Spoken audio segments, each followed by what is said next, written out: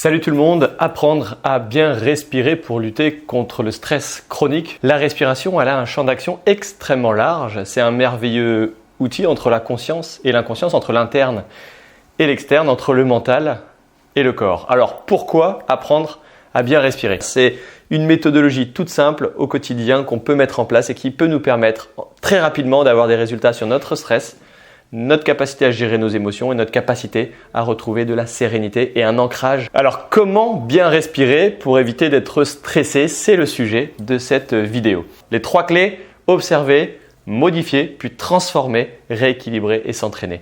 On observe sa respiration, on la transforme, on la modifie, on rééquilibre et on s'entraîne pour ça.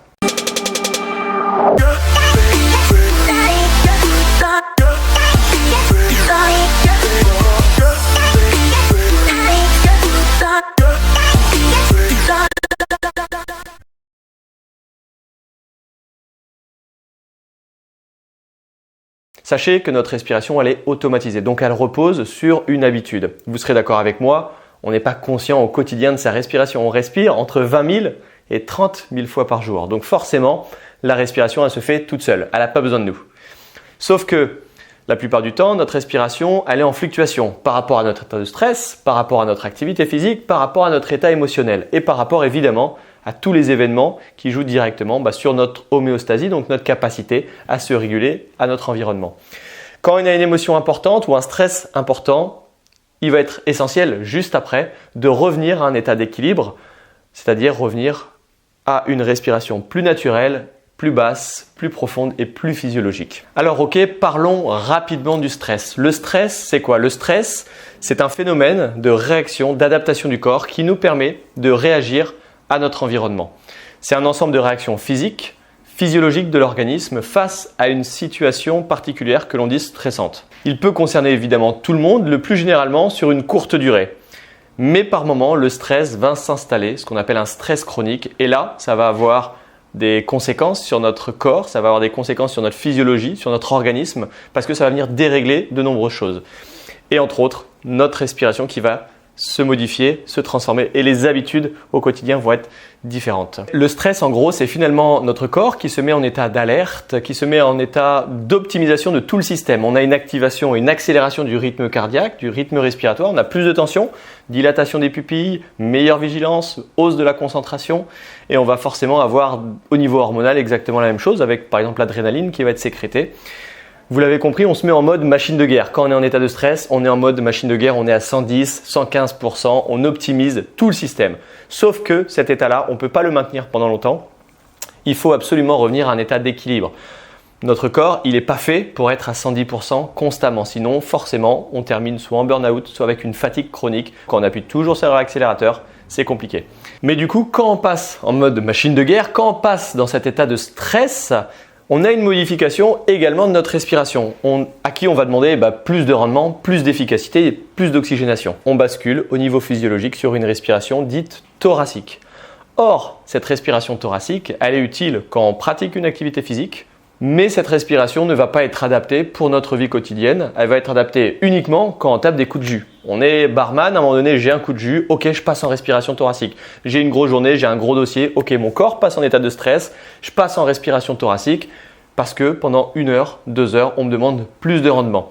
La problématique que beaucoup de personnes ont, c'est qu'on a tendance à automatiser cette respiration thoracique qui devient la respiration de base et qui amène à pas mal de perturbations physiques, malheureusement, énergétiques, posturales et même émotionnelles. Du coup, dans cette vidéo, je vais t'expliquer déjà comment repérer, savoir si tu es en respiration thoracique et je vais te montrer comment t'entraîner à retrouver une respiration abdominale pour mieux gérer ton stress et pour mieux t'ancrer dans ta respiration parce que ta respiration, c'est ton ancrage au quotidien. Les 3 clés que je vous partage, la première, on va observer sa respiration, savoir ok, comment tu respires. La deuxième, on modifie, on transforme. Et la troisième, on s'entraîne et on met en place une certaine routine parce que la discipline va nous permettre d'acquérir les bonnes habitudes. Le premier exercice que je vais vous conseiller, c'est juste d'observer votre respiration. Vous vous installez dans un endroit calme, vous fermez les yeux et vous posez votre attention sur votre respiration sans la modifier dans un premier temps. Juste de l'observation pendant quelques minutes. Est-ce que votre respiration elle est rapide? Est-ce qu'elle est lente? Est-ce qu'elle est plutôt haute, Est-ce qu'elle est plutôt basse? Est-ce qu'elle est thoracique? Est-ce qu'elle est abdominale? Est-ce que votre respiration elle est difficile? Elle est facile? Est-ce qu'elle est fluide? Non fluide? Est-ce que c'est plus facile d'inspirer que d'expirer? Ou l'inverse? Est-ce que par exemple vous avez des douleurs au niveau des côtes, au niveau du dos quand vous inspirez? Est-ce que vos épaules se soulèvent quand vous respirez? Est-ce que vous avez des gênes au niveau du diaphragme? Faites un état des lieux pendant plusieurs minutes et notez toutes vos observations pour déjà vous dire ok, est-ce que je suis en respiration thoracique? Quand vous posez une main sur la poitrine et une main sur le ventre, est-ce que votre main gonfle et la main du bas rentre? Ou est-ce que vous êtes en respiration abdominale et à l'inspiration, vous avez la main qui gonfle et la main qui rentre?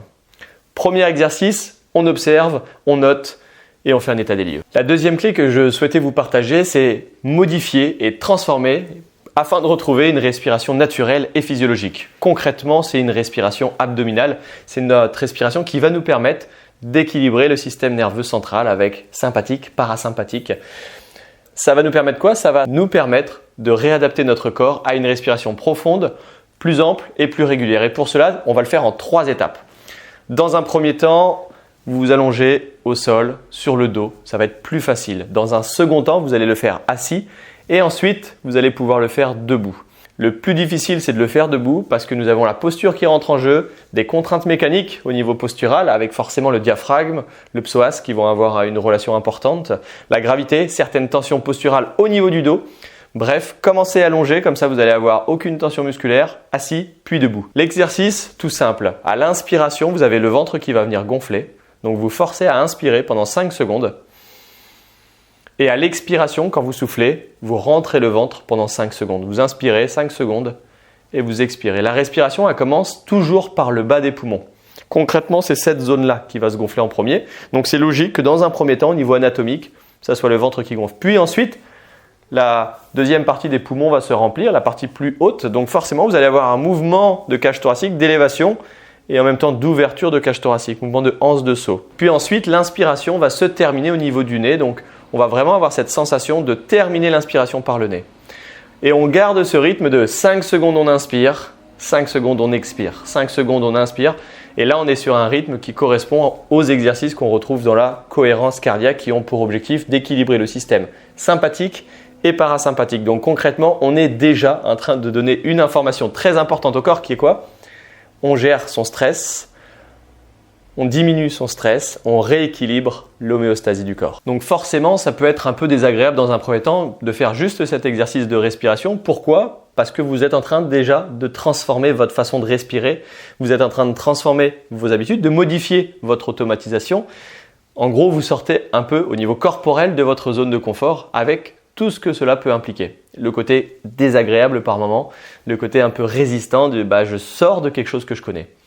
La troisième clé et la dernière clé que je souhaitais vous partager, c'est l'entraînement, la discipline et la régularité. Si vous souhaitez une transformation et une modification d'habitude, il va falloir une récurrence dans l'information que vous faites circuler. Il va falloir que l'information, elle revienne 1 fois, 2 fois, 3 fois. Il va falloir, derrière cette information, y mettre une intention très forte. Ok, je fais la respiration puisque je suis en train de modifier mon stress, ma façon de gérer mon stress, la façon d'appréhender mon stress. J'équilibre mon système sympathique, parasympathique. Plus l'intention va être forte et plus l'information va circuler. Donc concrètement, il va falloir pratiquer, pratiquer et pratiquer. Et ensuite, cela pourra être automatisé par votre système.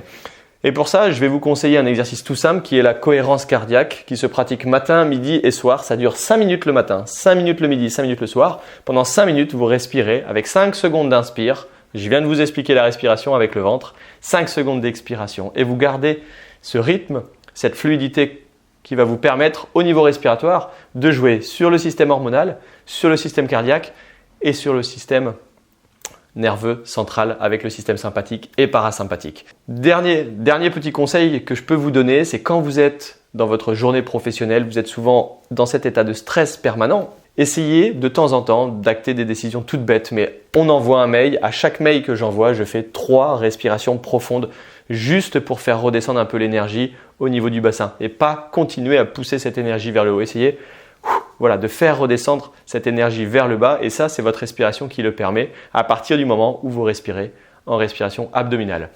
Voilà pour la respiration, c'est ce que je voulais vous partager aujourd'hui. Prenez le temps de respirer, prenez le temps de souffler, prenez du temps pour vous, 5 minutes par jour, 3 fois par jour, c'est rien, mais ça change tout.